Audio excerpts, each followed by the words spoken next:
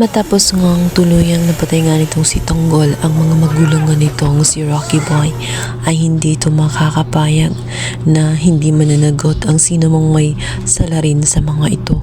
At una ngang pinagigintan nga nitong si Rocky Boy ay ito ngang si Tanggol, at ang malalapit sa kanya ang una niyang target.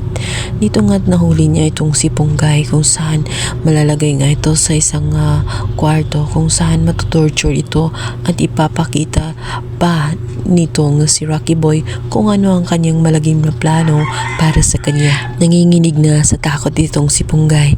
Mga kalangan niya ay tuloy na siyang matutsugi matapos ng isinalaysay nga nitong si Rocky Boy na siya ay papahirapan muna, pagkatapos ay hihimay-himayin ang kanyang buong katawan at ipapakain na lamang basta-basta sa as. Kinabahan man siya ng gusto, ngunit alam din niya sa kanyang sarili na hindi siya pababayaan ni Tanggol. Ngayon ang saglit pa nga lang ay dumating na nga itong si Tanggol kasama ang kanyang mga ibang kaibigan.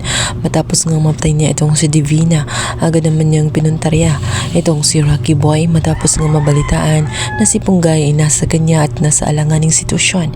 At kahit nahirap-hirap siya sa kanyang kalagayan dahil may mga sugat pa siya mula sa laban na kanyang natapos bago lamang, tila hindi pa siya makakapagpahinga ng gusto dahil nga si Rocky Boy ay araw na nga at galit na galit at tila lalamunin na nga ng buo itong si Punggay.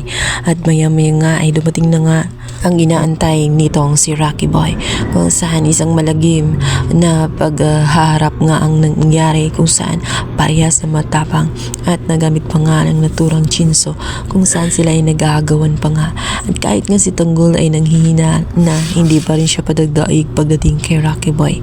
Ipinakita pa rin ni Tanggol kung gaano siya kalakas at walang basta-basta makakatalo sa kanya.